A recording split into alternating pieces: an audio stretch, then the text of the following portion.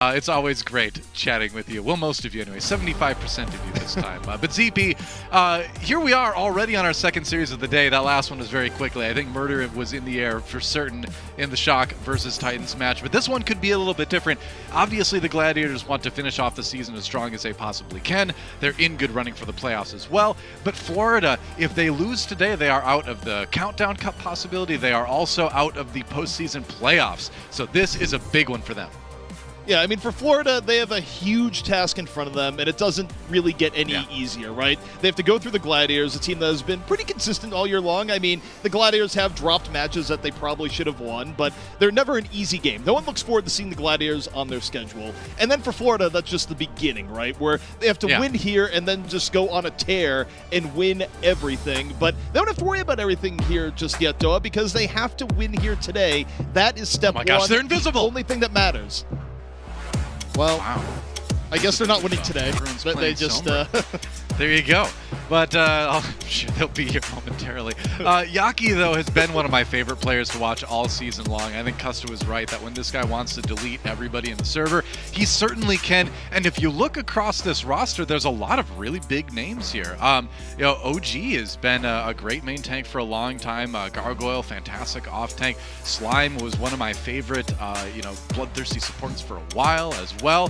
I didn't quite get a lot of Gangnam Jin's era in Korea when he played there. That was after my time casting that, but he's been fun to watch in the league. So this is a team, I think, with some real talent behind it. They haven't been able to put it together, I think, as well as some people expected them to this year, but they've still got a shot. But it's do or die time now. There they are, the back. Yeah. It's also worth noting they've had some weird swaps throughout the season where there's an ill-fated checkmate on main tank experiment that happened, but we're not seeing that today. Checkmate and OG both in. OG on his main role, checkmate on DPS. And yeah, I mean, as you say, this is a team that on paper is loaded with talent, and you know, look, it happens all the time in sports, right? You can stack a team of talent, but for one reason or another, sometimes coaching, sometimes just, you know, weird, spooky circumstances beyond control, it doesn't all come together. And for the Mayhem, you know, they can have all the talent in the world, but this is their final shot to make anything happen here in 2021. Yep, that's right. Like we mentioned, it is do or die. This is the moment it all comes down to for the Florida Mayhem.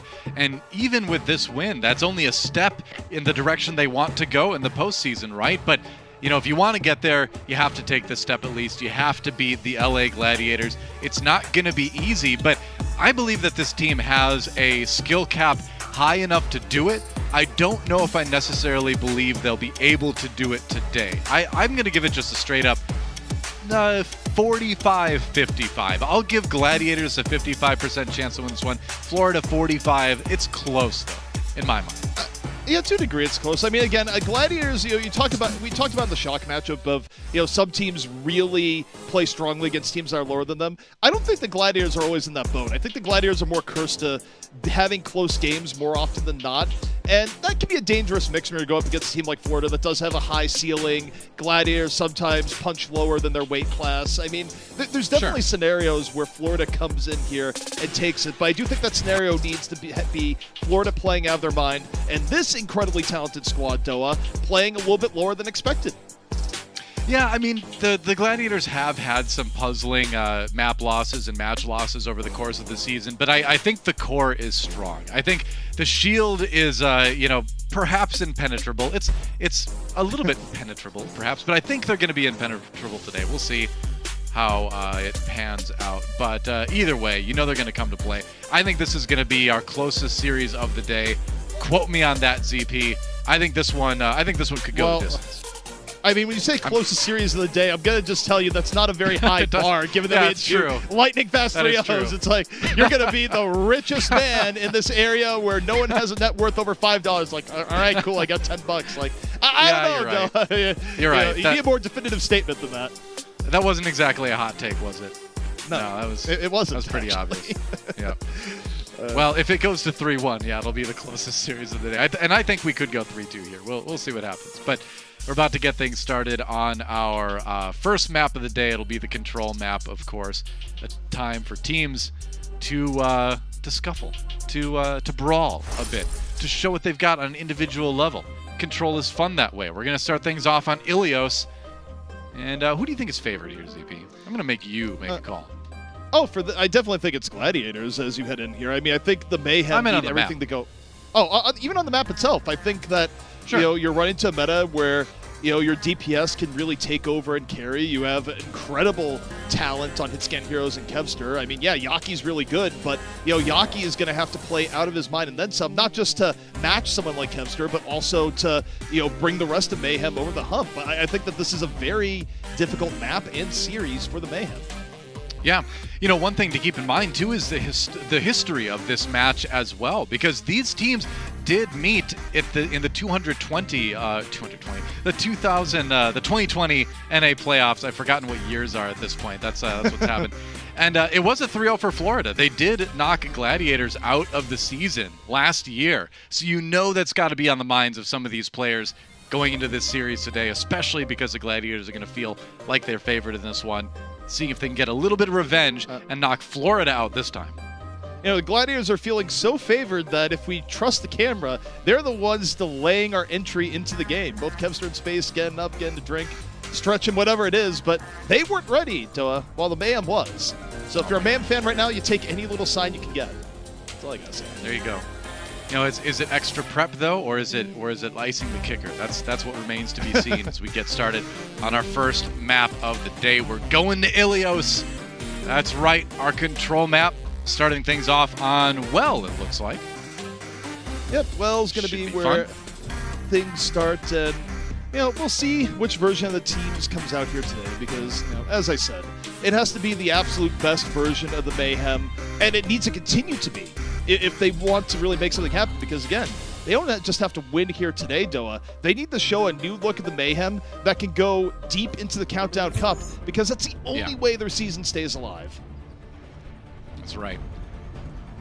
As we get ready, looks like we might get the air-to-air war. Pharah v Pharah. Yaki's looked obviously very strong on any hero he decides to play, but we might see some swaps. Yeah, I think it's more likely to see Kevster coming out here to the Tracer. Probably Tracer Sombra. I was excited. I would have liked to see it. Yeah, it will be the Tracer Sombra. There we go. Now, note that this does give Yaki a strong win condition of just taking over the game, because this is one of those situations where you ignore the farm more than other comps. You give the farm more room.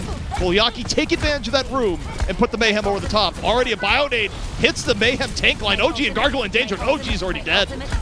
Wow, yeah, Gladiators have to keep this going, and they will. So early teamfight win for the LA Gladiators. Not a bad start. And are we going to see any changes? Not yet for Florida. Okay. I mean, the re-engage here on the Pharah is definitely more difficult than if you get the first point. I do think that this is like the thing. It's a hero situation for Yaki, where this is where a great Pharah can win you the game, but the Gladiators engage onto the front line was merciless. It was probably the best version of Ignore the Pharah you're ever going to get. Right, and I mean, it is tougher to take the point than to hold it with that Pharah in a lot of cases. Oh, nice dive onto Slime. Slime very low. Gets hacked as well. Can they finish him off? No, not quite yet. Close call there for Slime. Oh, and the Gladiators lose Kevster as well, so maybe a chance for Florida here. Yeah, it's a really big chance for Florida. They don't have to really worry about the ground more. Yaki has even more time to land the rockets for above. Although, as I say that, the sleep into the follow-through. They weren't able to defend it, and even down one, the Gladiators are just crushing the front line of the Mayhem. This is a huge difference between the front lines right now, Doe. Yeah, the aggression has been impressive to watch. Space even harassing Yaki a little bit in the air. Muse takes out Slime. What? Okay. That's going to make it even harder for Florida to get together their next attack. It's going to be tricky. They're finally going to have some ultimates online, but Gladiators has been banking them already. Especially that EMP from Birdring is going to be particularly concerning for the Mayhem as they try to push in. Yeah, I mean, the Gladiators haven't even had to use it yet. They haven't been as reliant on it just because of how decisively they've been winning the war on the ground. Kevster, under heavy pressure. Self-destruct coming in right now from Gargoyle. Is he getting anything? No! Gladiators shake it off. Still in decent positioning to boot. Checkmate. Rolling around, pulse bombs at the ready. Slime gets picked off by Shu. Talk about bloodthirsty supports, Doa. And the Gladiators, if they win this without engaging much Outlaws, I mean, it's already just about over. 90%. Pulse bomb in from Kevster on the hunt. Gangnam Jin goes down, and the Mayhem are falling apart. Yeah, I mean, Checkmate does get the 2K with the pulse bomb, but I think they're going to need a little bit more than that if they're going to come in and contest. Trying to rush back to the point, maybe trying to keep the OT going, but I don't think it's going to be enough. And the Gladiators will secure round number 1, 100-0 here on Well. Yeah, I mean, that's also, it's a little bit unfortunate for Checkmate because that's usually the type of pulse bomb that'll win you a fight. You get both supports, but yeah, it doesn't really matter when your entire team is dead. Your team's got to be alive, yeah. That's help. I will say, this is really problematic for the man because they had a situation there where they had to just wait for Yaki to find picks. Yaki didn't immediately find huge value on the Pharah, and the front line of the Mayhem just died. It literally just died, Doa. There's no other way to describe it. The positioning and aggression coming in for the Gladiators was next level, and it's an ill omen for the Mayhem if this keeps up. Well, that first fight was so one-sided and so fast, too, and sometimes those first engagements can set the tone for the match, and you know, you got to be a little bit worried if you're Florida Mayhem. That first round was decisive. We'll see if they can get anything done on Ruins. Hey, we were talking about the Genji earlier. Well, there's a Genji now for Checkmate. Yeah. No, sorry, the Nanoblade here. But no. Checkmate already under heavy pressure. Mayhem running a more classical dive and Shu again. This time, gonna find Slime on the Zen, laying in the damage from the back like it's another. Shu just crushing his support contemporaries on the other side, and with the healing removed, this should be an easy team fight win for the Gladiators. Yeah. A lot of pressure, down to 20-something HP. Oh, but Yaki can't finish him off. And that's just insult to injury as the Gladiators take the point first without really losing anybody. Also, take a look at the support ult difference here. Rally about to be online. Slime a ways away. Nano's going to be up for Gangnam Jin, but the Mayhem already in a tough spot. Yeah, for sure. Yeah, the Gladiator's going to have the tool to stretch this one out now. Yaki looking for what needs to be a very big pulse bomb. He's got a good angle. Got a good angle here and Shu. Oh, they take him out. Doesn't even need the pulse bomb. Huge. It's huge. But the Gladiators get kills instead. Yeah, also Space eating the bomb. And look, that was a great opening from Yaki. But it doesn't really matter when the rest of the fight just goes so poorly for the Mayhem. I mean, Yaki did his job, but the Gladiators did their job in the front line way more effectively, Doa. I did his job at the beginning with the kill on the Shu, but then the pulse bomb getting eaten kind of drains all the momentum you just built up with that support kill. So it's still looking rough for the Mayhem. They've got the nano boost, but they don't have the blade quite yet from Checkmate. Even if they get it, though, EMP waiting in the wings for Birdring, it is a slow blade for sure. Yeah, and I think the Gladiators have the tools to handle it too. It's nearly a meme standard of building, and here we go. EMP out from Birdring, the fall through onto Slime. Yu's just gonna casually creep over here to the side as the Gladiators get pick after pick. Checkmate finally has the blade. They'll have a nano blade, but I gotta tell you, Doa, it's not looking great where they need to take this fight, but I don't think it's gonna happen. OG was about as dead could be between the Pulse Bomb and the self-destruct. Uses Primal to try to create some space while his team kind of dropped. Didn't end up working out at all. Now Florida Mayhem, desperation mode as it's already one fight territory for the Gladiators. All they need to do is hold a little bit longer, but there's a lot of ults on the side of Florida's EP. They might be able to switch it back. It's all about Nano Blade. And sure is. You look at Gangnam Jin. We're going to look at him until Nano comes in. Then you look at Checkmate. Slices down skewed. Doesn't care too much about the bash, but it's not the highest value Nano Blade. It's a kind of the, wait, where's the team Nano Blade? Looking around. Gets 2 pickoffs, but the Gladiators can actually re-engage. Well, maybe not soon here. Space out of the fight, and Muse is about to fall. So you're still happy for the Gladiators. You'll take that to get Nano Blade off the table. I think you're fine with that. You see the reset. Oh, they lose Yaki at the end of that fight. I don't think it's going to matter a whole lot. Yaki should be able to get back in plenty of time. But yeah, the Gladiators, speaking of time, they have got a lot of it to use to try to build up a couple ultimates, get ready for a fight that's going to win them the round and the map. A little bit of harassment here from Muse, but is he going to go ahead? How far in is he going to go? Wow, minefield used. They're going in. Yeah, Kevster chases down Checkmate real early. Checkmate got hacked, didn't have an escape route. Now the Gladiators up 1 off the minefield engage. Yaki, can he be the hero? Keep Mayhem in the map. It's going to be tough. Pulse bomb in by Kevster. Gargoyle has a save. Pulse bomb in from Yaki. No, doesn't get anything. Yaki still rolling around the outside. Muse finds Gangnam Jin. Gladiators piling it up. The support line for Mayhem Doa is gone. And now Birdring the EMP. This could be the finisher. Drops it over the top. OG about to bite the dust. And the Gladiators just about have done it. Yep, they just about have. OT ticking away, and the Gladiators just have a little bit more cleanup to do before they can claim this map. If they can take out Checkmate, there he goes. Should be about it. Can anyone from San Francisco get back in time? They try, but no dice. And LA Gladiators 2-0 here on Ilios to start that series. And I gotta say, looking pretty dominant doing it. Yeah, they did. And the Mayhem, you know, it's tough to look at that. There wasn't a lot of high bright points. They came in with the idea of, we'll run Pharah, maybe they'll ignore it. And, well, the Gladiators did ignore it, but their front line was something else entirely. They were just firing on all cylinders, Doa, and the Mayhem have to up their level of play tremendously if they want to save their 2021 season. Yeah, they certainly do. We'll see if they can summon the ability to do just that when we come back and tie up this series. Don't go anywhere. The Overwatch League returns right after this.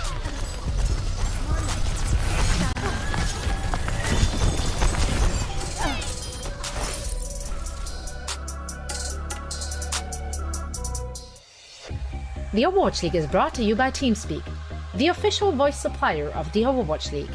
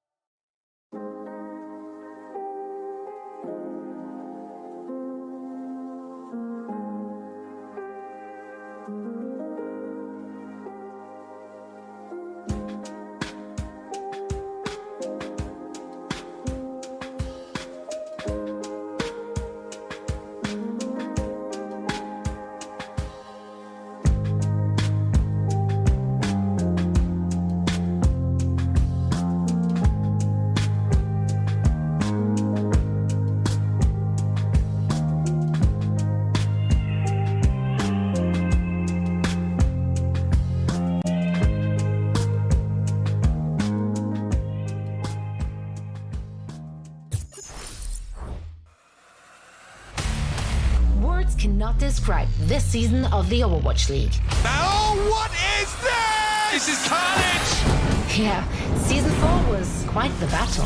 And as with every battle, there is only one victor, one MVP. Get ready.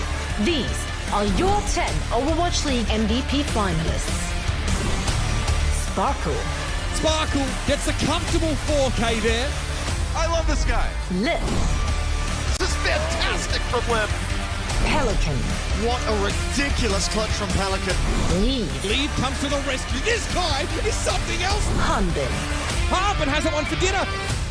Fearless. No shot is down. Fearless. Oh, get wrecked. Izayaki. Izayaki is popping off. What a ridiculous play. Prophet. Prophet finds 3. Shu. Shoot. What a beast in the back line. Sledda. Maybe the madman can do it. And here we go. The Overwatch League has placed $50,000 on the line. The winner will be determined by you, the fans, along with the Overwatch League casters, teams, and the media. Use the hashtag OwlMVP on Twitter to tag your favorite player by their Twitter handle or in-game tag. You can also cast your vote by going to overwatchleague.com/MVP. Who will be your Overwatch League MVP and win the $50,000 prize? Answer the call and cast your vote today. Voting ends on August 26th. This is an absolute stomp.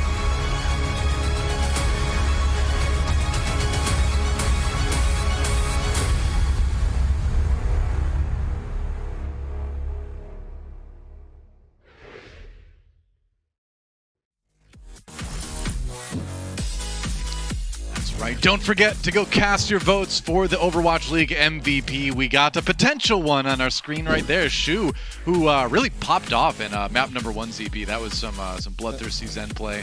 Love to see it. Yeah, Shu has always been an incredible support player where he's just one of those supports where not only can you expect him to do the right thing and never usually die in a bad situation, but you just get unexpected contribution going where, oh, I guess we win this team fight because our Zen got a pick, or our Ana got a pick, or whatever hero he may be on at the time. He's just a player that gives you unrelenting amounts of value and one of the best pickups for the Gladiators in this last offseason. Yeah, at the end of the day, what's going to give you the ability to get those kills as a support player a lot of times is going to be your positioning above all else, especially when you're talking about a hero like Zenyatta. If you're not in the right place, you're going to get wrecked. So Shu definitely one of the best people at being in the right place at the right time. Staying safe, giving himself the angles to pick up the picks. We're going to Anubis next, ZP. For our second map in this series, going to be our assault map, and we will see if the Mayhem have what it takes to tie up this series. Remember, if they don't win this match here today, their Countdown Cup hopes are over, their postseason hopes are over. So this is as important as it gets for the Florida Mayhem. They got to get it done. They got to build some momentum, and I think they got to start now, ZP. Yeah, I mean, if you're going to have any turnaround in the series, look, 2CP is the place to do it. It is the most variable game mode you can get in Overwatch because, look, you win and lose fights, or win and lose points off one fight, and anything can happen in one fight, especially if you're playing heroes like a Widow or a Hangzhou, right? Where even if you're a team that's weaker on the whole, 2CP is where things can magically go in your favor. So, the ideal scenario for Florida here is even if they're playing a bit weaker right now, catch a little bit of fire, start feeling good about your gameplay, get a quick point A, roll it from there, change the narrative of the series. Because if that doesn't happen, if they go down 2 maps here, Doa, it's over. I don't see a reverse sweep happening. Not this time. I'd be pretty surprised. It'd be really tough to pull off a reverse sweep as any team against the LA Gladiators. Florida certainly needs, I think, to get a win now. You know what surprises me about this map, ZP, though, is how popular wooden crates are. It's far in the future, and yet lots of wooden crates.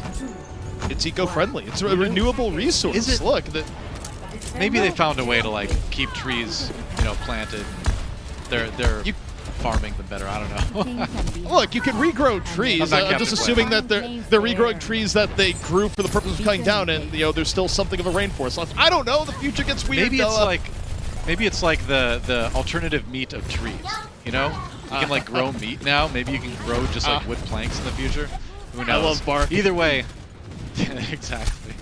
The Gladiators on the defense, trying to use this Pharah from Kevster to just put a lot of poke damage into the Mayhem as they try to approach the point, make it easier for the cleanup to happen, and it does as Shu gets a pick onto Yaki. We just talked about Shu being the Overwatch League MVP candidate. You can see why it is right there. Bird Ring has gone down, though, for the Gladiators. By the way, you mentioned positioning being a good part of playing support, whereas, Shu doesn't mind getting his hands dirty, throwing himself into the thick of things, but...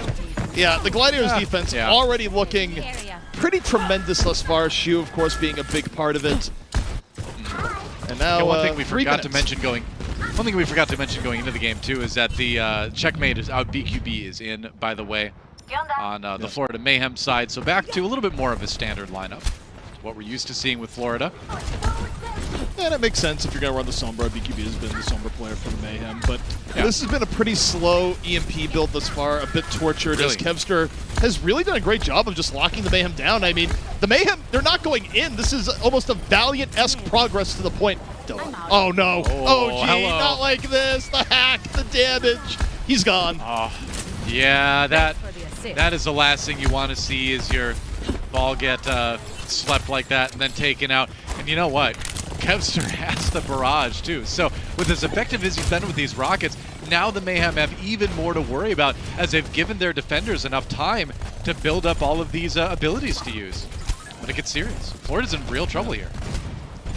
The air power difference cannot be overstated here. Kevster has just cast a slow aura on the Florida Mayhem with how long it's taking for them to set up. Yaki has a pulse bomb and a dream, but here comes Kevster. The Nano's out, drops the barrage. Doesn't really care much about the Diva, gets rid of that too. 2 for Kevster so far, make it 3. The air power difference, Doa, unreal. Absolutely, and you know, we saw the Gladiators do a very good job of ignoring the Pharah on the Florida Mayhem side of map number 1. Florida Mayhem not quite able to do the same thing. Admittedly, it is much more difficult to kind of dive onto the point the same way you would do on a lot of those points on Ilios, but at the same time, Gladiators kind of showing, kind of flexing a little bit, showing that they've got a lot of different looks that teams need to be worried about going into the playoffs. Now they have to play around EMP is a big thing. You're going to see them spread out a little bit more here. They know the EMP is coming. I mean, it's been 3 minutes. They go, okay, surely he has the EMP. Drops EMP, hits 3, Bird Ring immediately down. They need to get a little bit more than that, though. Muse gone. The fall through on the EMP pretty good so far. Space dropping the self-destruct on Women to Prayer. The self-destruct gets stunned them. Jit. Skewed gets the res. We're back up to 5v5. Still winnable now for the Gladiators. OG low. Has to roll out for a moment. Kevster still very healthy. Rocket after rocket coming in over the top. Looking for the Brigida. Going back in. Break. Able to get a little bit of safety. Diva to the side. Now Kevster under a bit of pressure. Mine's coming in. OG finds Skewed. And the Mayhem are keeping up the pressure, but the Gladiators are really making them pay for every bit of progress thus far. Yeah, they've been able to delay well, but it does look like Florida has what it takes to control the point at this point. That said, 15 seconds remaining. If they take it, it's going to be an OT. Oh no, Kevster, nano boost again. Oh, he's looking for the Ana, gonna get the Ana. Still 11 HP. Surely it's on up. Gets the barrage. Worth. A final suicide attack, and the Gladiators are still stringing on some point. Bird Ring thinks he has the drops the EP. High risk, potentially high reward. I don't think there's gonna be a reward for that. I feel like no, unless they see 9. Don't see 9 don't do that. Oh, wait. They're getting pushed off the point. It's still winnable for the Gladiators. They certainly are. BQB, he doesn't even get slapped. It doesn't even come out. It doesn't even. It doesn't even come out. The bomb though from Yaki going, I can't believe I have to use this on this point. Gladiators, please die. And Yaki finally says, no, we're not going to lose Anubis this way, but maybe they are. Bird Ring takes down Yaki. The Gladiators are coming back on the point. No way. No. I can't believe I'm saying no so much today, ZP. But the Gladiators may have found a way to hold it. They do! They do! I've been feeling shocked a lot today, ZP, and this is yet another time where a team has miraculously held a point that looked lost. These maps today have been crazy. Oh, I just get reminded of the old Simpsons joke where it's like, he feels no pain. And it feels like, sorry, I meant to say all he feels is pain. Oh, God. Oh. Yep. That's right. Wow. I'm in a state of disbelief right now, ZP. My mind is expanding to the point where maybe I could read those hieroglyphics. Hey, there's a horde symbol on the wall. I never noticed that before. Oh, yeah, you're starting to see things you've never seen before. You're right. Your mind is expanding. The proof is in the pudding. Who knew? Well, all right, Gladiators on the attack now, and they've got a real chance to end this map in short order. Let's take a look at a replay here. This was asleep on the infuse. Shu again. Yep, that's right. Wait for it. You're going to live. Lights out. Oh. Right I think it was after aimed the for Q was slime. pressed. I Might feel have like that been. was aimed for slime. It was my big collateral Hey. damage, but hey, still counts. You know what, ZP? Luck is the intersection of preparation and opportunity. And so we talk about what Shu does with positioning. He was in the spot to get a sleep dart like that unopposed, and even if he didn't, even if it was a little bit of fortuitous circumstance there, you know, he put himself in the position to take advantage of it. Well, Kevster's going Widow on the off chance that there was a Pharah on the other side, but there's not. You can play what you want to play, which is going to be Tracer Sombra.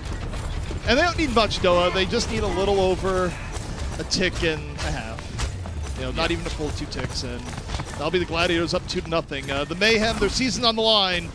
We'll see if they can have a monumental defense here, but ain't looking good. All right, well, I mean, a kill on Muse is a good start. Yeah, and you know, remember Custo was talking a bit in the pregame on the desk about, you know, what these players might be feeling and how different players react to high-pressure situations like that. And it really does kind of test the mettle of the team, you know, when you know that your season is on the line in a match like this. So far, the Mayhem have collapsed a little bit, but the series is far from over. If they can hold it. You can see only a little over halfway is all the Gladiators need to get to win this map. It would be a big momentum shift if the Mayhem had the fuller hold here, but Sure again, would. they must play perfectly. OG, though, down early. That is not the definition of perfect play. Your front line is gone. Your back line's getting destroyed. Muse gets to walk forward. Doa, I got news for you. The Gladiators are going up 2-0. Survival of the I think it's looking like that, ZP. If you're Florida, I don't know how you get back and delay. You're certainly not going to get the same situation. Primal Rage to deny the Pulse Bomb kill, and the Gladiators with a 2-0 lead in this series. ZP, we really are the castmen of the Thrill Apocalypse, aren't we? Yeah, yep. It's our fault, at least for these 2 games here today. It seemed to be like, it's Sorry, Friday NA. the 13th. It's Friday the 13th, and if you could extend that date out, it's actually Friday the 13th. I don't know where I was going with that. Either way, Nice try. it's cursed. I get what you're trying it's to do with cursed. that. That's okay. Sure. I'll allow it. Well, Florida Mayhem players looking pretty sullen right now, and especially after the way that first round went, you can't blame them. But, you know, again, you know, this is where if you're the coach for Florida, you say, it's not over yet. We got one more map to try to get back in it. Let's do it. We'll see if they can get their minds together, get teamed up, get synced for what could be the final map in the series. We'll find out. Oh, what a great sleep. We'll be right back. Don't go anywhere. This is the Overwatch League.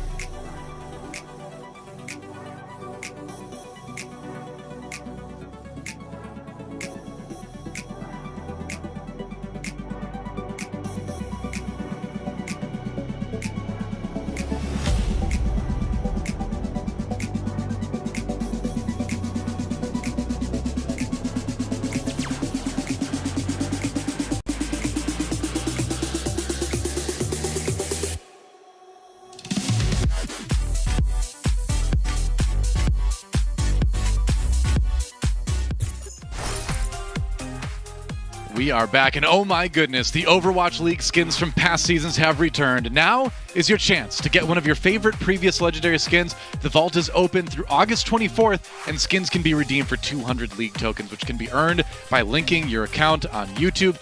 That's Zenakshi skins EP. I've been using that since the day it came out, but I'm missing a couple of these actually. I need to go back and I think I don't have the Brigida Goats one actually, so I'm gonna be dipping into the vault myself. Well, overall, the Vault is great because it's kind of an Overwatch League compensation program, right? Where, we know Florida Mayhem fans, you're watching this game, you're suffering, you're feeling terrible on the inside, but it's like, you know what? You just got some Overwatch League tokens for watching. You can go buy Goat Brigida. That'll really lift your spirit. So go for That's right. It's a cool Doomfist skin as well. Well, ZP, we're going to Kings Row, and it could be, and I know I sounded sad when I said that, but not because it's Kings Row. I love Kings Row as a map, but because it might be the last map in this series. The Gladiators have outplayed Florida Mayhem at nearly every level here today, and the end of that point A on Anubis in that last map was just heartbreaking for the Florida Mayhem, and that's one of those games that can break a team mentally. It's tough to come back from a situation like that. Yeah, there's been a lot of that today. I just feel like the end of maps today has just been a complete train wreck on all levels, with some degree of tragedy at every stop. But the Mayhem now, they're looking deep into the abyss, Doa, because it's victory or death. If they lose here, that's it. The season is over.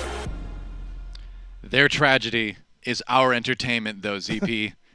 It's been exciting games. Either way, we've gotten to see Shu put on a clinic at the support position. But here we go. What could be the last map in the series, and is literally Florida's last hope for making the postseason, both for the Countdown Cup that we're in right now and also the postseason. They really, really need to get something going here. I don't know if Diva's supposed to balance like that. But hey, don't think too hard about it. It's I'm just worried about the sensitive electronics. I want to give the Mayhem some good karma here. I'll give them a Vancouver-style keys to victory. Step number 1, create space for Yaki. Step number 2, let BQB get picks. Step number 3, limit the amount of damage Shu does to your team as a support. 3 easy keys to victory, Mayhem. If you follow it, you'll still be in the series. All right, well, there you go. Coach ZP springing into action when it looks the grimmest. I thought Reinforce was Gandalf, but it's ZP swinging in with the advice. Yeah. We'll see if they follow it.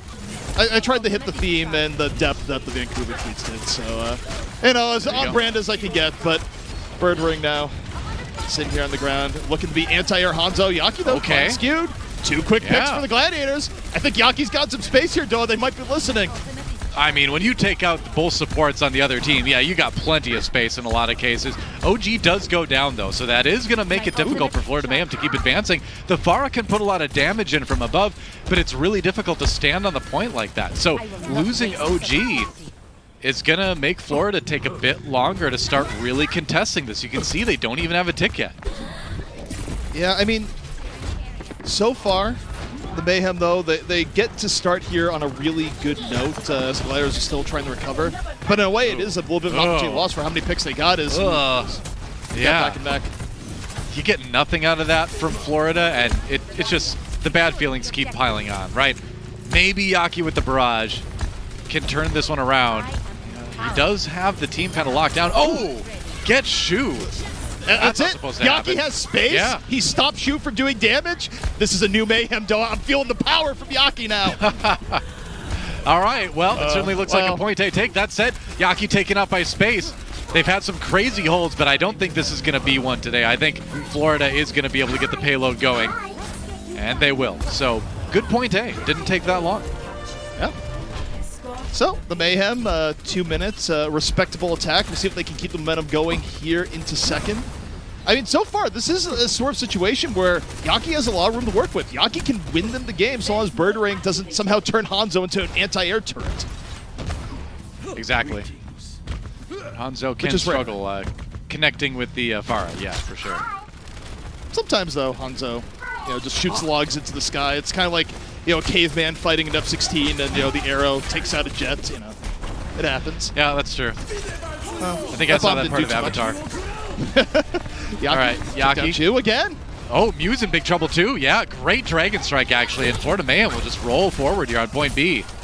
This is huge. Yaki is getting a lot done on the Pharah. Hasn't really been contained too much. Has done a great job of keeping Shu out of the fight early, and the Gladiators, now all of a sudden you have to get a little bit worried. Florida's getting real momentum here on second, and I'm not even sure the Gladiators can really come in for a defense. That they might go for it, but the positioning's going to be tough and risks getting snowballed on point C.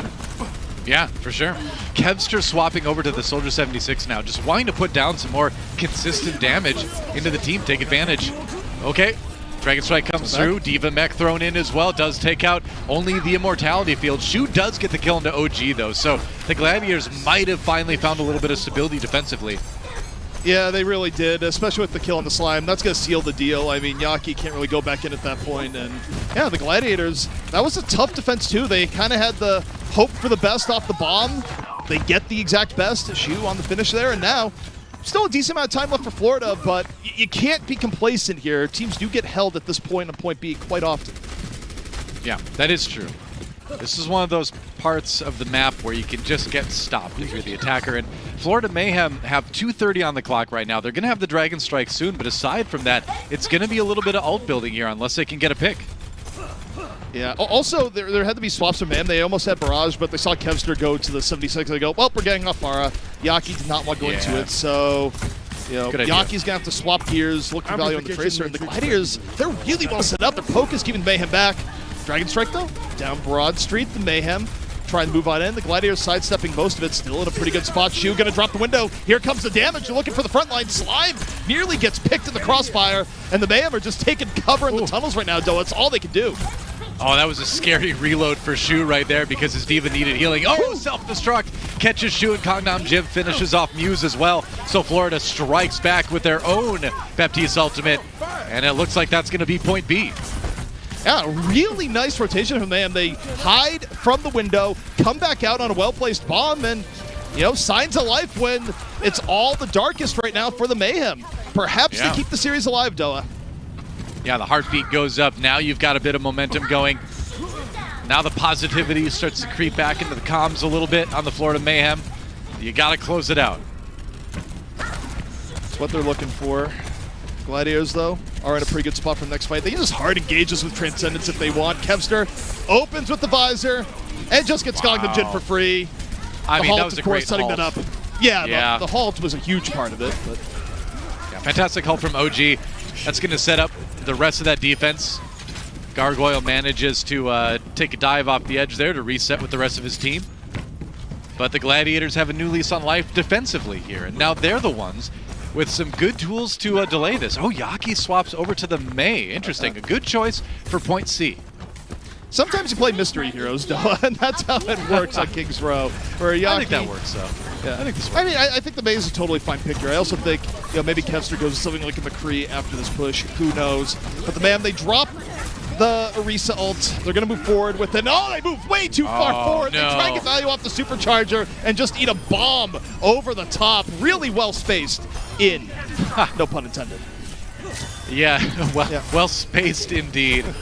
And now Yaki just ends up being the last one to die in his team.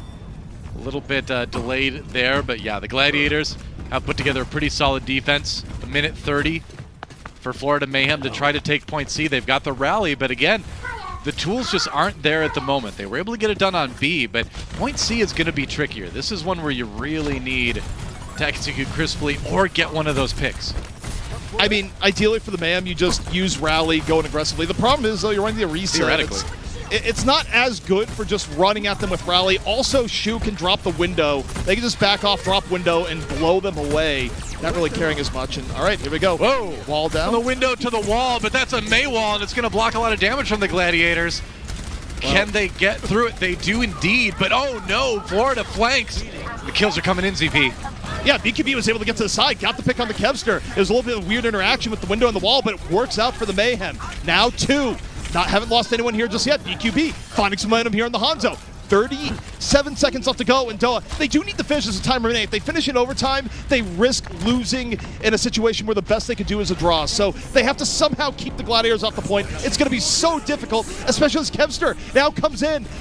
Has attack visor ready. The Mayhem's already pretty low. Oh dear. They kill Kevster. They C9. I mean, it's not so much a C9, but yeah, they had pressure. But oh boy.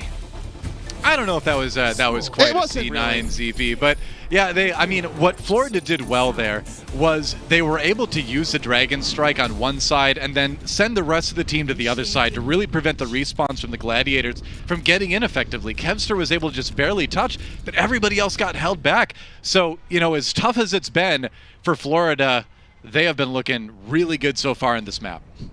Yeah, I mean, they have life right now, and also, most importantly, they finish with time on the clock, so they don't have to worry about the Gladiators, getting a time over a minute, and they go, well, I guess it's all over. So, there's just the tiniest glimmer, Doha, but the Mayhem, they have a shot. They do indeed.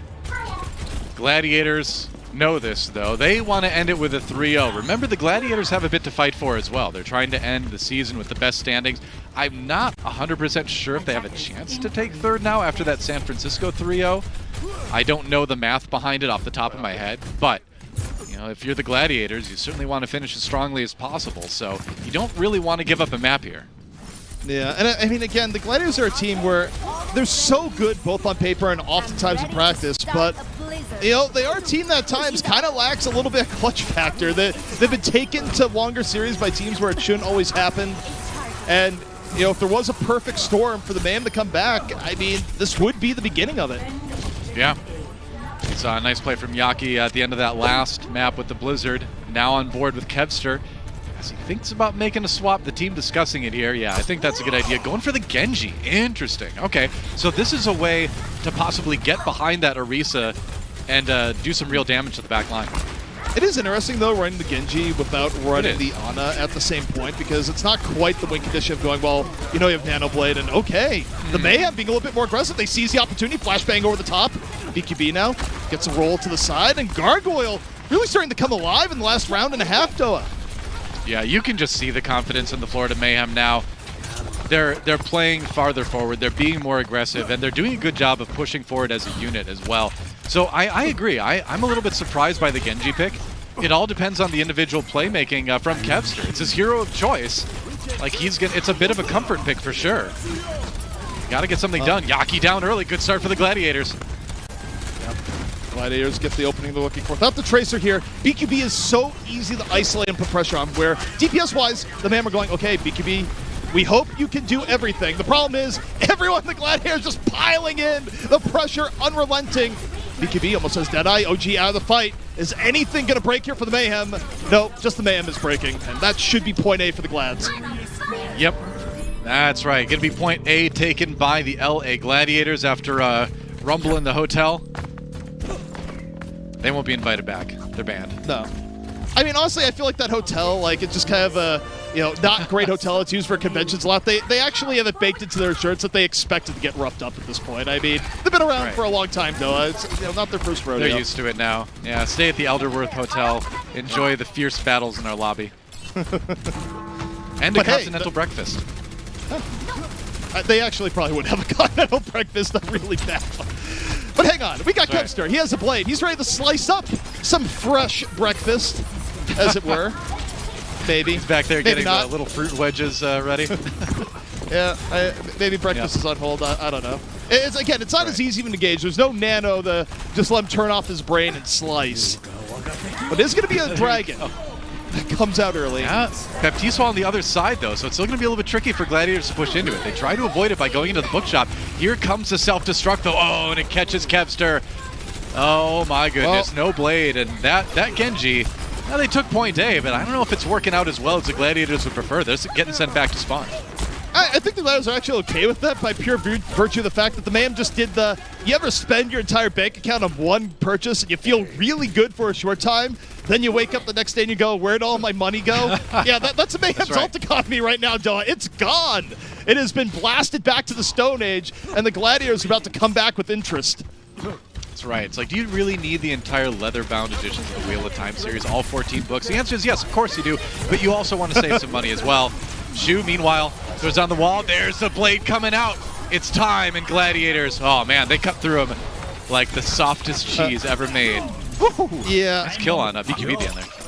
And that was about as expected as, again, the Mayhem were broke. I mean, they were eating cup ramen for that fight, and they didn't really leave fulfilled, is what I'll say. But now the Gladiators, they get through the first hurdle of point B. The Mayhem will have time for a recontest.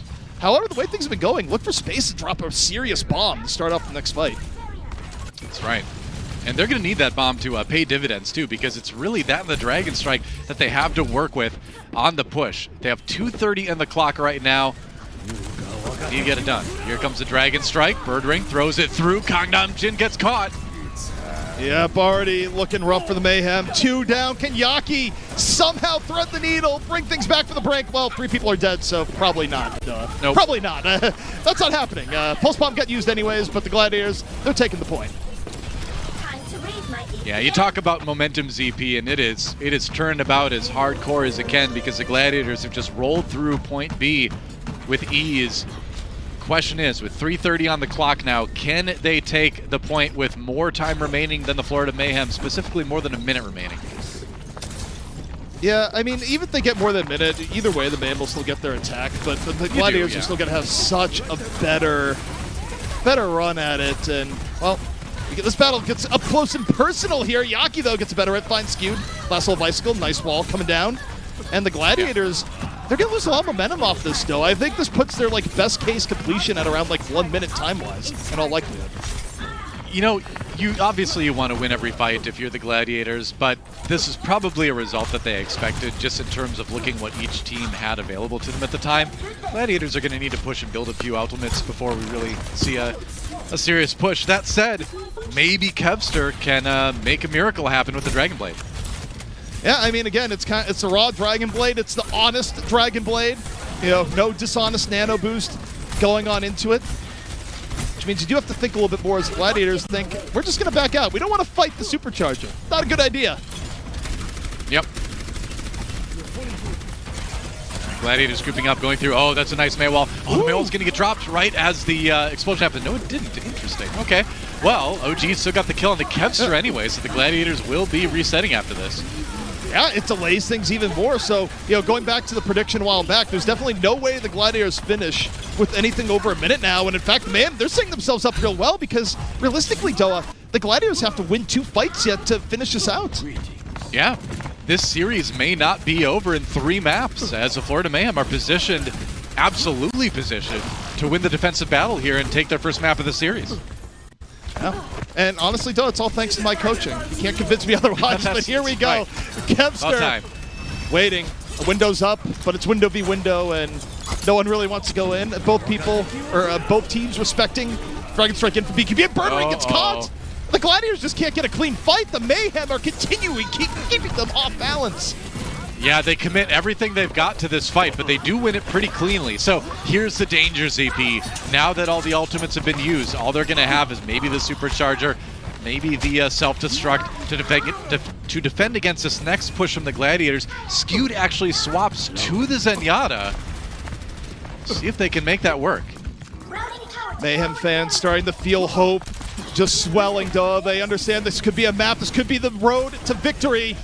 The bomb hits the Immortality Field, and here comes Kevster. The blade finally unleashed. But you know what, though? This was priced in for the Mayhem. They knew that the Gladiators would have one good fight by expending a whole lot of ultimates, and now they get to come back in for what could be the decisive fight. Oh, the swap from Kevster, I love it. Yeah, he knows after the blade is down, now it's time to switch to something a bit more effective. The May is a great choice. We saw what Yaki was able to do it on the Florida attack. That said, Birdring now has the ultimate, and we're going into one of the best parts of the map for Dragon Strike to be effective. That plus the wall, they're in good shape. Okay, they're going to try to do the same thing. Dragon Strike on the left side. Meanwhile, the team, not quite getting the follow-up to it. It's going to be window here in a moment, too. This is going to be explosive for either team here. Birdring, no strikes! First hit, and that's huge. Now the window, way more effective for the Gladiators, way more punching power behind it. Birdring continues landing shot after shot. Up on top, 2 already down, but he's not done yet. The Hulk comes up, looking to set him up, and looked like someone fell up, but not quite. Respawns coming in for the Mayhem. The Gladiators looking to end this here and now. The Blizzard from Yaki, not doing too much just yet. Here comes the ball, but the Gladiators, Doa, still in a good spot. OG looking to delay. Bomb on the payload. OG able to dodge damage, but how long can the man delay? And can they pull off the defense? BKB's back in, gets Kevster, there's a shot. I think the Florida Mayhem may just have it. With those kills they do, the Florida Mayhem will not go quietly into that good night. They are going to win it here on Kings Row, keep themselves alive in the series, and crucially, keep their playoff hopes alive with it. So the Florida Mayhem not done yet. Reverse sweep potentially in the cards. Of course, Noah, it's a long way away, but you know, we got to hype them up. We got to give them every last bit of juice we can because this is their last hurrah, and I'm excited to see what more they can make of the series before it's all said and done. That's right. Don't go anywhere. This series is starting to heat up here on the Overwatch League. Florida Mayhem try to make it 2-2 when we get back.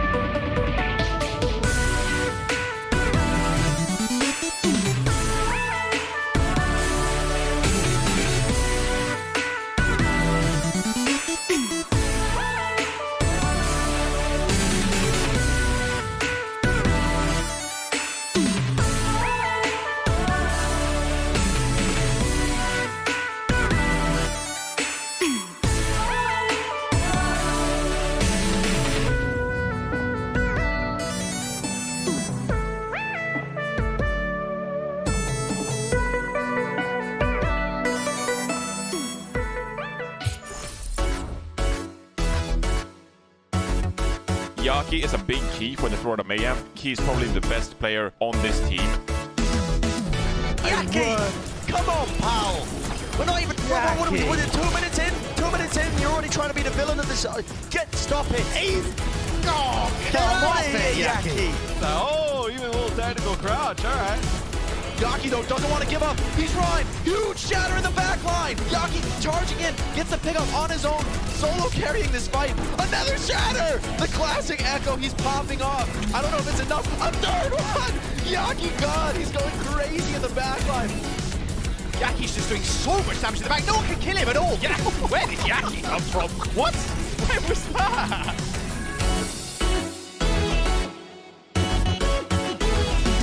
A dash to the skies. Yaki is just taking over the game. My word.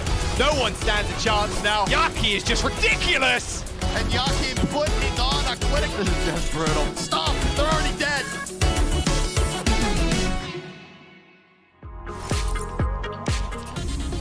You know what, ZP? Yaki's pretty good at Overwatch. I think we've established that at this point, and he was a big part of what delivered Florida Mayhem their first map win in this series. The playoff hopes are still alive.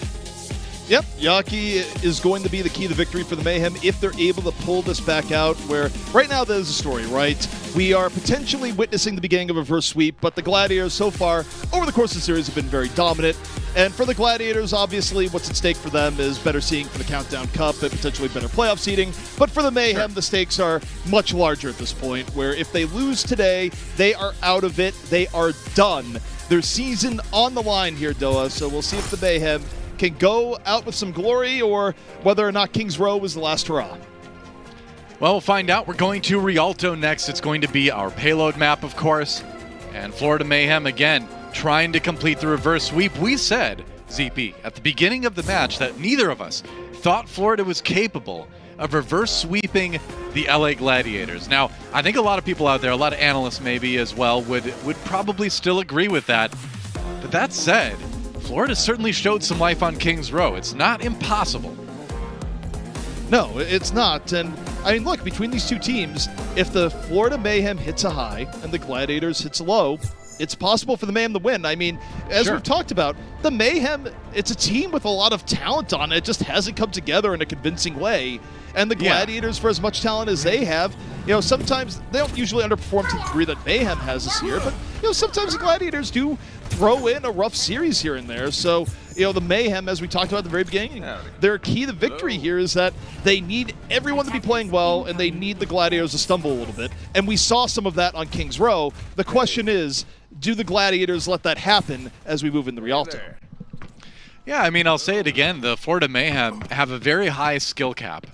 This team can put out some pretty amazing performances as a unit. It's just that, like you said, they've struggled to do just that. They did it on Kings Row. They need to do it 2 more maps in a row to take out the Gladiators, who are on the attack first here on Rialto. Kevster going for the high risk, high reward at the beginning, but probably going to immediately swap. For the most part, people don't stay on Widowmaker too long nowadays, and that's going to be no exception. Kevster off to the Tracer, Bird Ring, off looking for some good RNG on the Hangzhou. Where are the arrows going to land? Do they find the head? Just have to see. And we saw Yaki using the emote too to get a peek around the corner and keep tabs on where he may need to go to put pressure onto the back line of the LA Gladiators.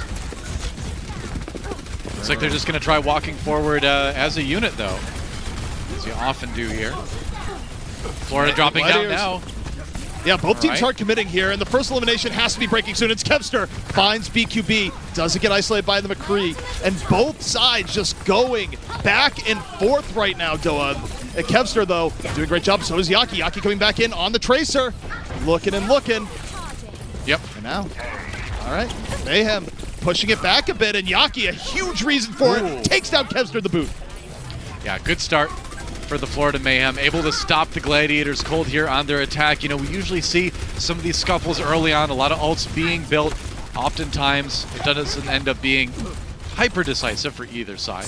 Now the Gladiators pushing again. It's going to be the plan. They're going to try to take the high ground through the building. Try to drop down on Florida like Florida did to them in the first fight. Oh, well, Yaki going, I got pulse ball, but I'm not going for that. Now, too dangerous with the Diva around. He's going around, though. The threat from Yaki has not subsided. The Mayhem buying time. Yaki going, I got this. It's ready. I'm looking for it. Oh, nothing but shield and immortality field. Hugh didn't know it was on the shield, so still had to drop the immortality regardless. Meanwhile, Gargoyle eats Kevster's bomb. The Mayhem holding strong right now. Rally going to get popped. Rally v Rally. Kevster, though, low. Out of the fight. Yaki isn't. Gargoyle going to the top, and the Mayhem having a much better neutral fight here thus far. But oh, BQB gets clapped. Kevster just comes from afar, and suddenly winnable. But both teams down 1. I mean, Birdring got caught there, but overall, the Gladiators looking pretty solid here. They had the rally from Skew to just be a little bit more aggressive, and it's paying off. Finally taking down OG. That payload's going to start moving as soon as Gargoyle's eliminated, and now you're getting some really nice staggers as well. So even with a minute 30 on the clock remaining, the Gladiators should get a good push out of this. Yeah, and the Mayhem don't have great tools to retake. Like, yeah, I could drop a hard Deadeye from afar, but that's not usually the best. I mean, it's War Zone in this case. BQB, we'll see what he does with it. Also, the Gladiators are going to split the bridge here with the Dragon Strike, so gets rough real fast. You'd imagine, yeah. All right, Birdring, yep, just goes in and sends it through the point. BQB gets caught, and McCree's out of commission. And now, Slime goes down as well. The Gladiators look like they may be able to take point A here. Yeah, they will. They will indeed. Yeah. 2 decisive fights in a row for the Gladiators, and they are on a roll. Again, the Mayhem found themselves victims of just poor ult economy there, where they lost the last fight in such a way that they just didn't have the tools to really fight back. Yeah. Well, a little bit brawling from Kevster as he tries to create a little bit more space for that payload to move even more. Now the Florida Mayhem have taken the high ground. Will they be able to drop down from above? Yaki again has a pulse bomb. I gotta say, teams in the Overwatch leagues have been getting so good at negating the pulse bombs from these tracers. It's gotten harder and harder. Oh, Yaki wins a 1v1. That was not even close. Whoa. Yeah, don't negate that one as Yaki just locks in. Good to go. Pulse bomb ready into the back. Immortality field down and ready, but that means the Immortality field had to come down early. Still worthy here for the Mayhem. Looking to press the 6-on-5. Yaki looking for tanks now. Kevster, though, exploding in the back. Finds Slime off the cliff. Pulse bomb not necessary. Just gets rid of the Immortality field, and we have a pause. We do. All right. Another pause in the series. We'll see what the issue is. Looks like OG might be having a little bit of trouble. Yep. Has to hop up. But so we'll see what that is. Hopefully we'll be able to get back in the game before too long. He's already back. Nope, now he's gone the other side. Just getting his calisthenics in, possibly. Yep. Meanwhile, Space and the rest of the LA Gladiators can bask in the glow of the kill feed that they see on their screen right now, which is all purple on the left side, which is what you want if you're the Gladiators. So we know that payload's going to continue to move. But the question is, can the Mayhem, with just the rally available, stop it before they reach the end of point B? I mean, very potentially. Rally is quite strong. Brigida's a good hero, and Rally's a great ultimate. So there's definitely the possibility of hanging back in. I mean, they are going to have to play around Birdring, inevitably splitting them. But, you know, you talk about impact players, let's talk about Kevster's Tracer. Yeah, I mean, he's been a great DPS player for the Gladiators all season long, showing off in the Genji, showing off in the Tracer quite a bit as well. You can see that Pulse Bomb attach rate only fifth out of the league. That's still pretty good. And the thing is, you don't need to attach the Pulse Bomb to get kills with it too. So that stat may not even be as meaningful as you might think it is, right? Either way, looking pretty good on everything else. Well, Doa, the stats actually back you up because he's third in Pulse Bomb kills, exactly, but only fifth in attaches. So clearly he's getting, either his attaches are more impactful, which might be the case, but also the non-attaches are getting more kills because otherwise he would be lower than fifth. It just has, you know? It was like I was saying, though, too. It's getting harder and harder for Tracers to get those big Pulse Bomb kills, it feels like, with the Immortality field, with Divas being aware of it. Yaki and BQB drop down. There's the team kill gong, and now the Gladiators will continue to push forward. Yeah, again, the difficult part here for the Mayhem is that the rally actually sets them up quite well, but they have to sacrifice position. Space goes, what about your position? Huh? What about it? Here's a bomb. It's going to force you to the side. Bird Ring now. Dragon Strike, good to go. The rally's been used, so the Mayhem, they want to get on top of the Gladiators in a hurry. Most of them able to get away from the Dragon Strike. The Mayhem a little bit low in the neutral game, even with the rally. Now the rally starting to fade. Birdring under pressure, looking for the Orisa. Doesn't really care about the pressure in the back because Yaki's gone, skewed. Finishes him off with the whip shot. However, Slime and BQB, they find their opportunity off the Dragon Strike. They move right in, take down another 2, and the Mayhem real close to holding their ground here on B.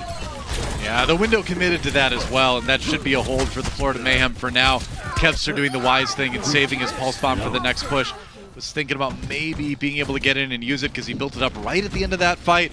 But yeah, when you're down a couple people, you don't want to throw any ultimates out unless you know they're going to be insanely effective in a short-handed situation. Might as well group up. This has actually been a really good defense from Mayhem, though, because you look at it, yeah, Gladiators are one fight away from getting held here. The upset for the Gladiators, though, their economy is looking really, really good. Yeah, I feel like Rialto is one of those maps we don't see completed quite as often. But if you can't even get through B, that is a concern. Gladiators at least want to get that far. Pulse Bomb Ray, Yaki, can you be the Hope Crusher? Can you put the Mayhem over the top at the expense of the Gladiators? You got the Pulse Bomb, and your team right now is holding positioning really well. The table Maybe is the set, Hope Doa. Bringer. Yeah. Depending on your point of view. It's all relative. Dragon Strike. Gladiators split. Split by the Dragon Strike. Gangnam Jim's Immortality Field down, and now the Gladiators able to get a little bit of space and get a bit more of a push going. Oh, and the kills on the support line of the Mayhem. They gotta back off now. Immortality Field is cheating. This is probably what Yaki feels right now. Birdering would have been dead without the well-placed Immortality by Shu. The Gladiators just mechanically outplay, and Doa, they're still alive. 1:40 left to go.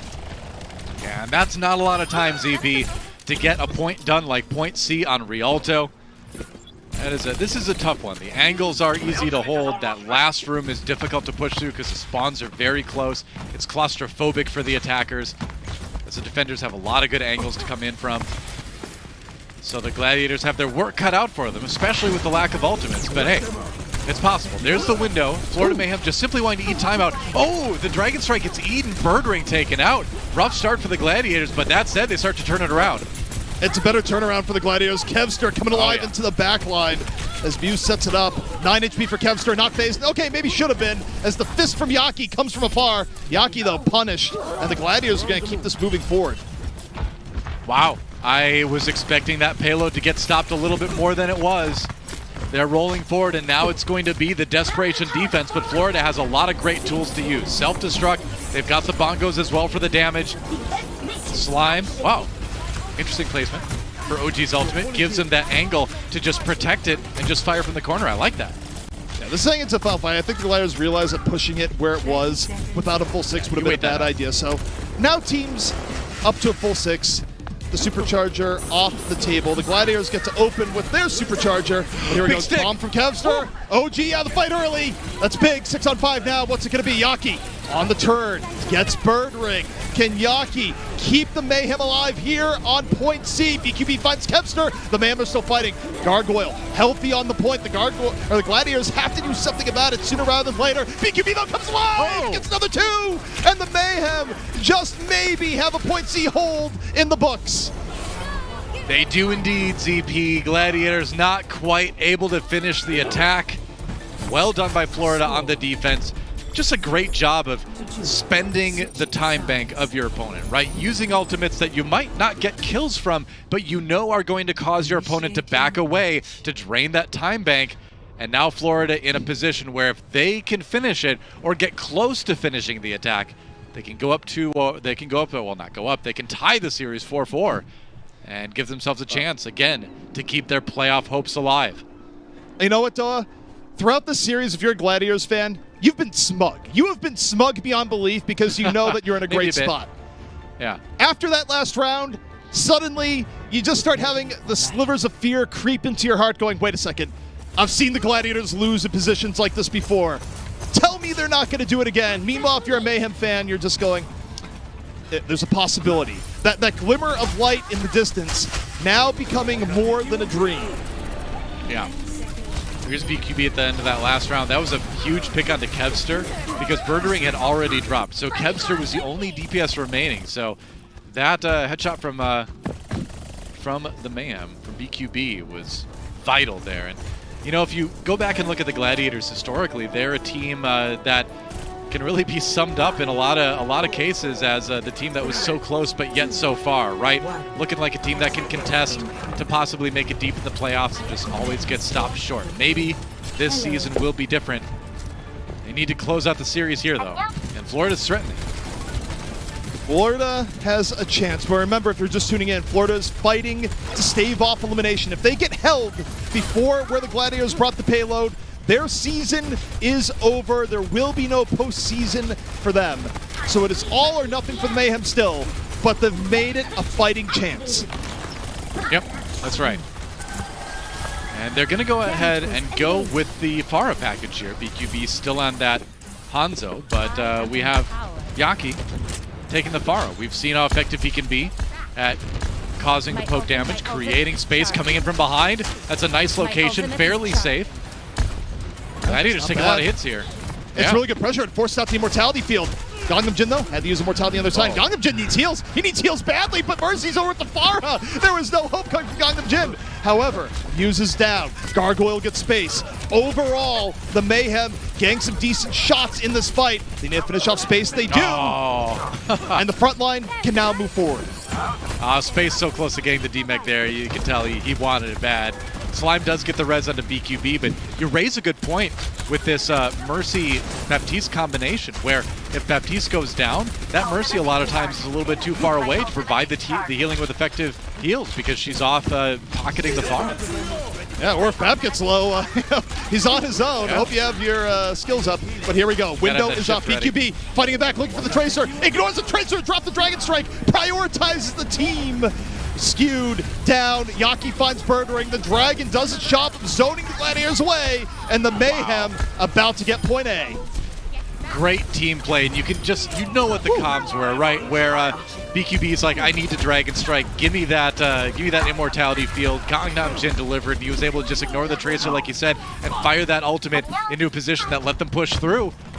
And Florida Mayhem, that skill ceiling, it certainly seems like they're getting close to hitting it here.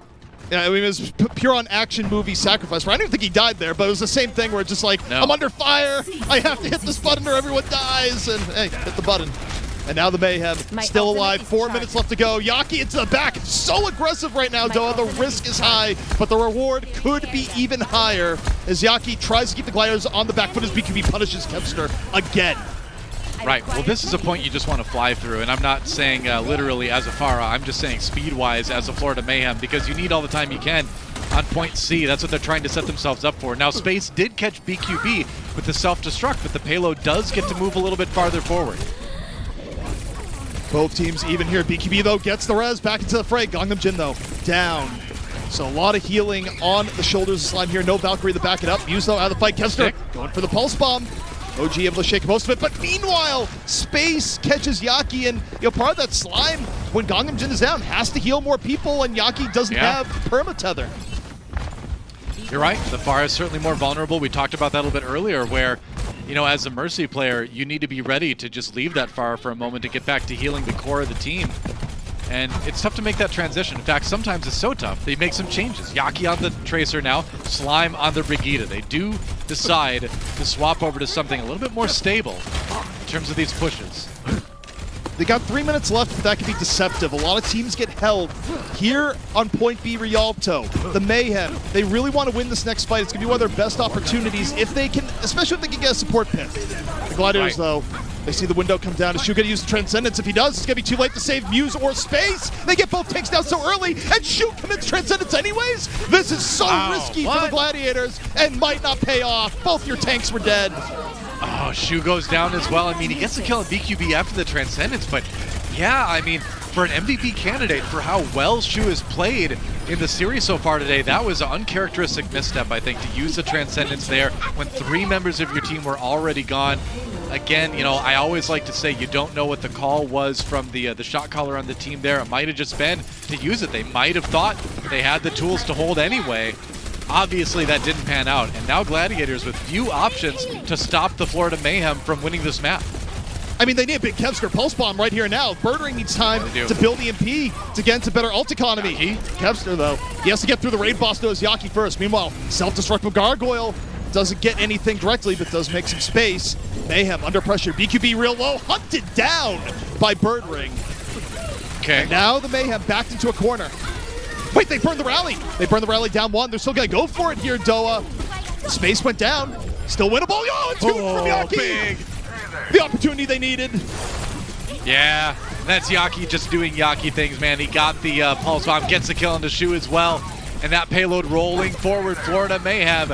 Are you kidding me? They might actually have the opportunity to reverse sweep. They gotta win this map, but they are close. Is it gonna be a map 5? Do the Mayhem live to fight another day? That's the story they're pursuing now. Well, they have the EMP, they have bomb. Space has to drop the bomb under pressure. EMP comes out, they catch OG. Oh! OG gets taken out, that's crucial. There's still 2:20 on the clock yet, but it looks like the Gladiators might be able to get a bit of a defensive hold started here. Yeah, I mean, they've invested enough that that's fine, but what they really have to worry about is maintaining ult economy from the next few fights. Like, that is a saving grace for the Gladiators, that it's a lot of time to burn off the clock, but though it is only 2 fights, and the next fight looking pretty good for the Gladiators. Yeah. Yeah, that's the thing. Florida not out of the woods at all just yet due to the support ultimates on the side of the Gladiators. Add to that Kevster is close to another pulse bomb, and Florida Mayhem still need to dig deep to win this map and keep themselves alive in the series and their postseason hopes. Well, what's it going to be? Kevster is about to have bomb up to the Gladiators. They have everything they need to shut the Mayhem down here. Yeah. Will they crush the hopes and dreams of the Mayhem? The Supercharger Rally out first. Rally used. And Space finds Slime and BQB. That's fine. The Mayhem did have one fight to give here. Doa, so... I was saying... yeah. I was saying uh-oh for the Mayhem there. As Kevster did drop early. Looks like he might have gotten himself his own pulse bomb, but the rest of the team was there to follow up. So now Florida Mayhem, 1 minute to go. They've got the window from Baptiste. They've got that ultimate. They've got the self-destruct as well. BQB is going to have his ult on the McCree pretty soon here too. Maybe they can set up something strong between the Baptiste ultimate and the Deadeye.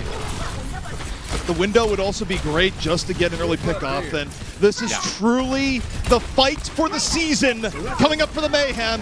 Here and now on Rialto, BQB looking for it. The window's placed really early, Doa. It just gives... But hey, the Transcendence out super early. This is actually really good for the Mayhem. The bomb comes out to the back. The Transcendence is faded, just barely shielded away.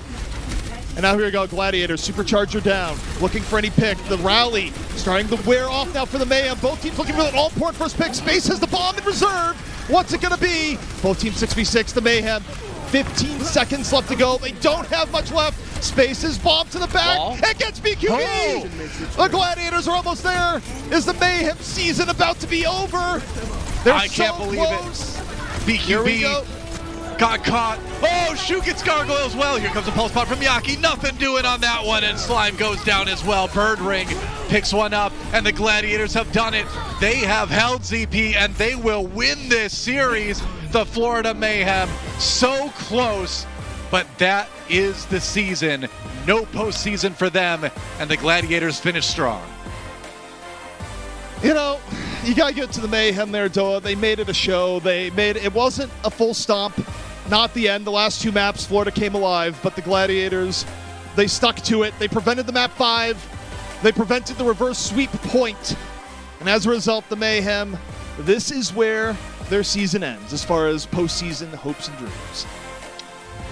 Yep, that's correct. One more regular season match, but with that loss, they won't make it to the Countdown Cup. They won't make it to the postseason. Valiant effort.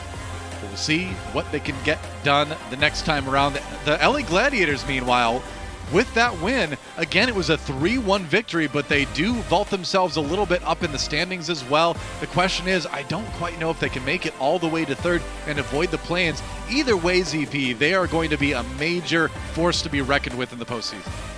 Yeah, and also, I mean, for the Gladiators, this was an important win. I mean, I think if you want to be the team where, you know, there's been a lot of hype about them over the course of the season, a lot of expectations, you got to beat Florida in a situation like this. You can't let a team under pressure surprise you. So, you know, if you're a Gladiators fan, look at this, you feel reassured where, yeah, Florida made it close, but the Gladiators rose up to the challenge. They stopped Florida from resurging. They ended their season and looked pretty good while doing it. I agree. I mean, it was a 3-1 victory, but I would say that map loss was much more Florida playing really well than any major mistakes by the LA Gladiators. They still look strong throughout the day. They're going to look like a strong postseason contender. Obviously, there's the looming threat of the Dallas Fuel, of the Shanghai Dragons, of the other teams, the Shock I think we can throw in there as well. It's still going to be a big mountain to climb for the Gladiators, but I think this series today was very encouraging. Yeah, it really was. And you know what, Doe, we have some accolades to throw out here. Some pretty well deserved. Yeah, a player of the match. It is going to be Shu, second player of the match at the support role in a row. I'm quite pleased with that. He had a fantastic round on Ilios, on Ruins here on the Zenyatta, but then just throughout the day, I think playing very solid. Only that one Transcendence on our last map that I think was a little bit shaky, but things like this. Look at that sleep dart. Nailing BQB there. Might have been aiming at Slime anyway, but hey, again, talk about the positioning, right place, right time, and that's what's going to get you map wins. And again, if you're going to be a championship caliber team, you need above average contribution from every role on your team. It's not good enough to have a support that just, sits there, doesn't die, and, is unremarkable. No, you need playmakers. You need a player, like a Shu, like an Alarm, to really help push your team over the top. Izzyaki, of course, another one. I could throw out all the support names, but I wanted to get that out at least before people said, what are you doing? Forgetting Izzyaki. I mean, yeah, honestly, I think there's an embarrassment of riches across the league in terms of the support role, especially the flex support role. It's always been one of the most exciting roles to watch in Overwatch League, and I think this has been a great season for that role specifically, for sure. Yeah, it really has. And look, I'm excited to see how things pan out as we get deeper into the Countdown Cup, as we see the official knockout matches and what the teams have good to go. But overall, I got to say, Doa, the Mayhem, they tried, they put on a show, but their watch has ended. I mean, what can you say? It was a really fun year. I mean, they've still got that one regular season match coming up yet, so if you like Yaki and Co., you can still check them out. It's going to be a fun one, I'm sure. But yeah, their playoff hopes, fortunately, done for this season. That said, we are not done today here at the Overwatch League. That's right, the post show coming up. Don't miss it. We'll be back in just a few for more Overwatch League.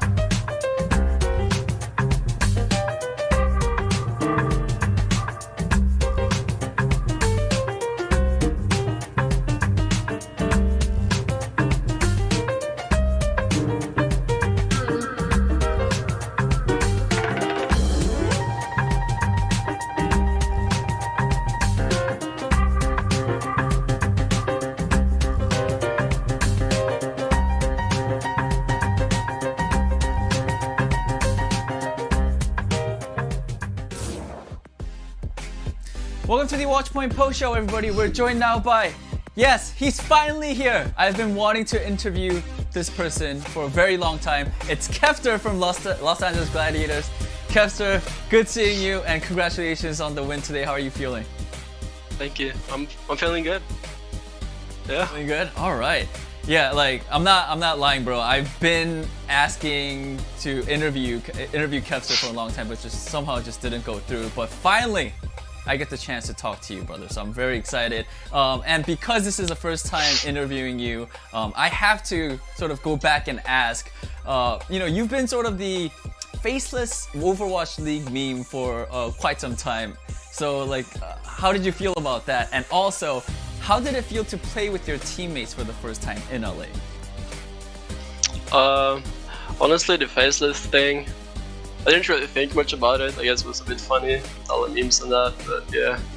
And now being in LA with the team, it's just been really fun, and it's like just good interacting with my team. Would you say, I'm guessing it's a lot better to actually physically be with your teammates when you're playing matches, right? Compared to when you had to play your matches from home by yourself, right? Yeah, it's way better by far. Yeah, of course, like ping and of course, but I feel like when you're with your teammates, you get that whole energy as well. Just my speculations, but I guess it's true, right? Yeah, it's build synergy and all that. It's really good. Build synergy. Okay, awesome. All right, my second question for you is, I want to talk a little bit about today's match. It was a pretty one-sided affair. How did you prepare for your match against the Mayhem? Was there any weakness that you guys saw in your opponents that you guys were able to exploit at all? No weaknesses that I can think of, but we're just like doing our normal, practicing really hard in general, and yeah. I think we got a little bit caught off guard on that King's Row map, but we picked it up. Yeah, you guys picked it up and you guys got the win. It was really good. Yeah, what sort of I mean you said something caught you off guard. What can you sort of explain that a little bit more? What caught you off guard? I guess we kind of didn't really expect a bunker composition from them, and then they were playing really fast, and we didn't adapt fast enough, I think. But on reality, it was fine. All right, okay, thank you. All right, my final question for you, Kevster, is with this win today against the Florida Mayhem, you guys have clinched a spot in the knockout rounds, so congratulations. Is there a team that you really want to beat in the knockout rounds, and if so, why? For me personally, I'd really like to beat Atlanta because they've been getting away with the wins and that. I don't like that. All right, so I'm just gonna, I'm gonna just have a little more fun. If you get to play against Atlanta, what do you think the score is gonna be between LA Gladiators and Atlanta for that match? I think they're a good team, so I think it'll be maybe a close match, but I'm confident we can bring it maybe like 3-1. 3-1. All right, interesting. Yeah. All right, Kevster, thank you so much for your time. That ends the interview, and again, big congratulations on the dub. Thank you. Thanks for having me. All right, thank you so much. Let's head back to the desk. Thank you so much, Danny. Thank you so much, Kevster. Yeah, he's real and he's here with us. Absolutely loving it. And actually, it's true though. Danny has tried to interview Kevster ever since he joined the league. He's like, "Can we get Kevster?" I was like, "No, it's not possible because we don't know how he looks like yet. Like there was no camera. Like I don't know what was happening." But finally, we hear from the man himself. Big dub, of course, for the Gladiators. As you just said, they have clinched now with this victory for the Countdown Cup knockouts at least. So they still have some more work to do. On the other side though, Mayhem, well, that's it. That was their season run. Yeah. And I do have to say though, like putting all my disappointment aside, I do kind of feel like they ended on a high note. They really turned it up again at the very end. I liked the composition we saw today as well. I just wish that would have happened earlier in Force. Yeah, I completely agree with you, because the Florida Mayhem, when they play at their best, they have the potential to go head-to-head with a team like the Los Angeles Gladiators, who have a way better record this regular season. I mean, we looked at the end of that Rialto, it could have gone Florida Mayhem's way. We could have gone to map 5 and had a potential reverse sweep scenario on our hands. That is the Florida Mayhem we really expected this season. Now, because of various reasons, it turned out to be a pretty disappointing season for them, I might say. But as you said, they turned it up when it really mattered in the end. They couldn't really, though, advance to the play-ins. For the LA Gladiators, though, this is a nice win in their eyes, I think, going towards the Countdown Cup knockouts and as well the play-ins for the LA Gladiators, because this is a team that sometimes criticized for being inconsistent. Sometimes you could have said that the LA Gladiators would have lost to the Florida Mayhem here because, well, you know, they lost King's Row in a pretty brutal fashion, and then maybe they would have lost Rialto, choked that map, and we would have had another map 5 scenario in our hands. We can remember how the LA Gladiators, they lost to the Paris Eternal earlier in the season. They got reverse swept by the Paris Eternal. This feels like an LA Gladiators that is still improving this regular season. A team that is finding their knockout kind of performance when they really need it. They're way more clutch, I think, than they've been in the past. And now, if they can build on their great individual skill, their compositional choices, their strategy, I really do think that the LA Gladiators is a team that could go head-to-head with teams like the Atlanta Reign and eventually qualify for Hawaii. I know this is our last chance, but I really do feel like it's time for the Gladiators to qualify for Hawaii. And if they can put up performances like this with the player personnel they do have, it's a very legitimate chance that they could walk away victors on Sunday. Something about it is just nagging me at the back of my head when I watch the Gladiators play forward. I'm like, when I saw those first 2 maps, I was like, this is the Gladiators, baby. Yeah. Full steam ahead, they were making plays, they were working well as a team.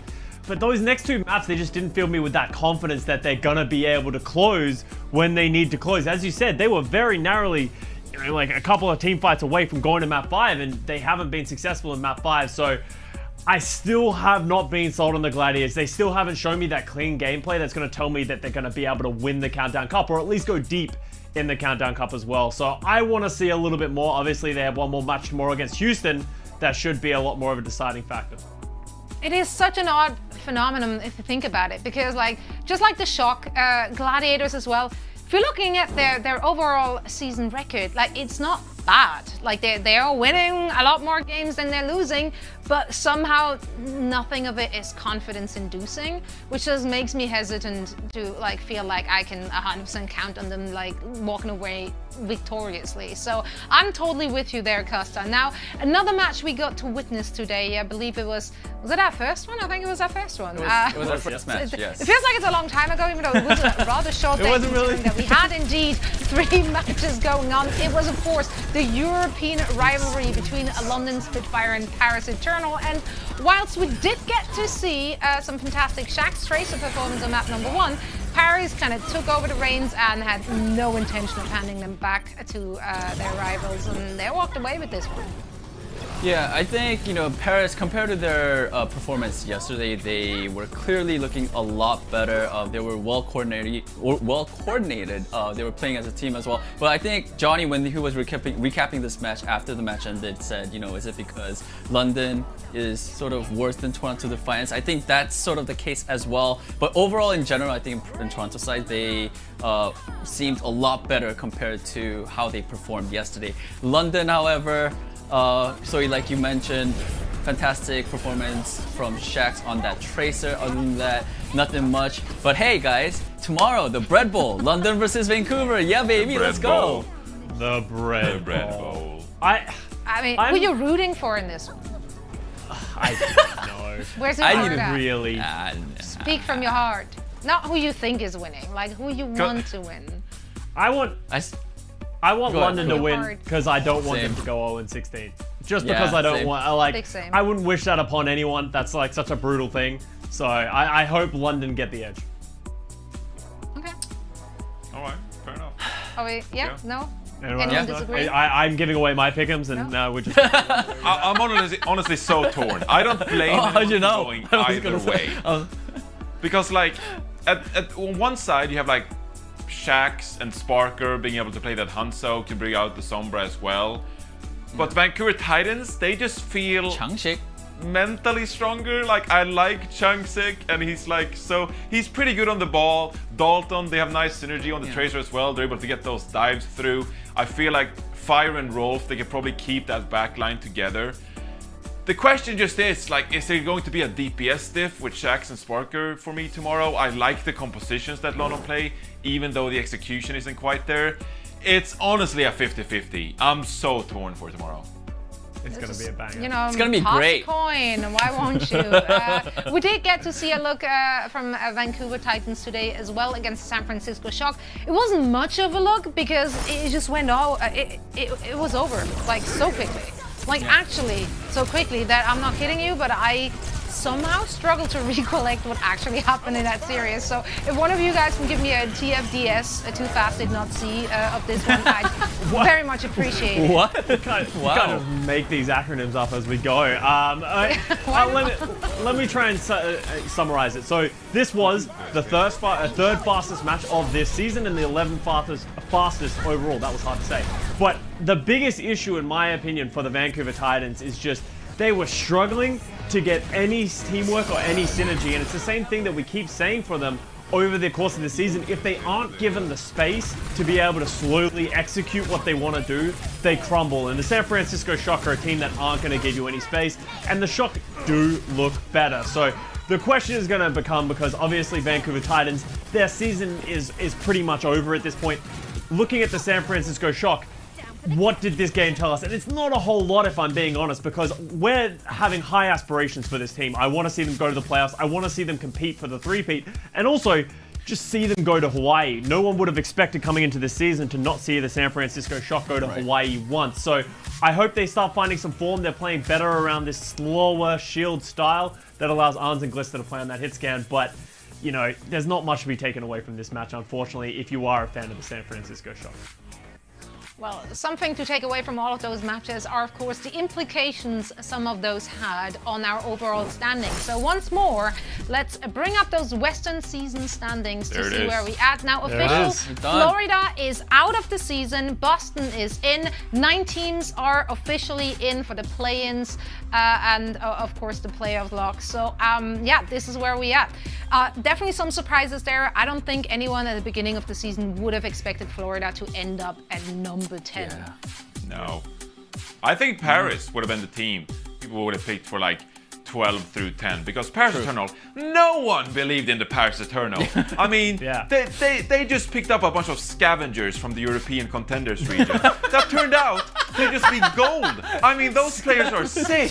Khan is like a Rookie of the Year candidate. I think this team has done so well for themselves. Avala, we don't have a GM of the Year award, but she's done an excellent job with this team. Absolutely. I mean, you gotta give the Paris Eternal so much credit for the work they put in. Get Amazed, an amazing coach as well. Really happy and ecstatic for the Paris Eternal, because they deserve to be talked about because of what they've achieved this regular season. No one believed in them at the start of the season. I mean, I always do. Just throwing that out what, there. you can't. I can make that clear. Okay. Yeah, Did you believe they're gonna go 8 today? When did that happen? Yeah. Just because I don't talk about it, it doesn't mean it didn't happen. Okay. Well, you, wow. Anyway, let's take a look at the Countdown Cup, shall we, guys? Here are standings for the Western region. And yeah, Gladiators, as we mentioned before, they now officially locked their spot in the knockout rounds this very Sunday. So it's happening very soon. Florida, unfortunately, also officially out of that one. Wow, I can't believe that we're this close to the end and things still have to be determined. Like we're still not done. Like there is still stuff in the open. Yeah, no, I love it. I definitely do. You want to know what the most upsetting thing about looking at this graphic for me is? I'm looking at it, I'm still not 100% sure how the Houston Outlaws or the Dallas Fuel managed to work it out. My math skills have just gone down the drain so far. But I think if Houston get the win, obviously they're in. But I think if they don't lose in a 3-0, they should be safe. So, you know, Houston, it's a little tough. So, there's a lot of I think that doesn't. Like, so is that the case? No, Danny, we're not going to try and do it. We'll talk 0-3. about it tomorrow. Danny, we'll talk about it tomorrow, I think. No, I want Danny to everyone. have a crack at it, Danny. Then someone goes up. If Houston loses 0-3, then someone goes up. Yeah, some team will, other than Houston Outlaws, will go up. Probably Dallas. We shouldn't be allowed to talk. We should have like a separate talent member that we bring on to talk about like pick'ems and like play-ins and standings and all that. Like whenever we talk about seedings, guys, my head hurts. The tiebreakers and all that. It's like, you know how cables wrap themselves up when you look away and you just become like a mess? That's our conversations when we talk about play-ins. Honestly, like it's Someone goes from untangles straight and then cable someone to else just comes like in. an entangled mess. Just tangle it And I again. don't know how. We are a mess, but we're a happy mess. Speaking of happy, Kevster though. Wait, here comes a good part. Zoe, how close are you to? I don't to know. Kevster I now? tried to figure it out, but we already established that my math skills are just Here we not go. there. Oh, Still okay, got I'm two. still 2 away. Go Darn. away. Gosh work darn with it, as they say. Dang, if Johnny just picked London, I would have been tied. Oh, I know. This those shouldn't have flip-flops, allowed the man. flip-flop. Yeah, they're coming back to haunt you. I feel so much closer being within the 10th numeral of Costa. Like being 79 to 85, I'm like, it's over. 86 to so 80, far away. there's a chance. That's right. I love the positivity here. We never give up. Now, some things might be done, but we certainly are not. We still got our best of the day coming your way right after this. Best of the day.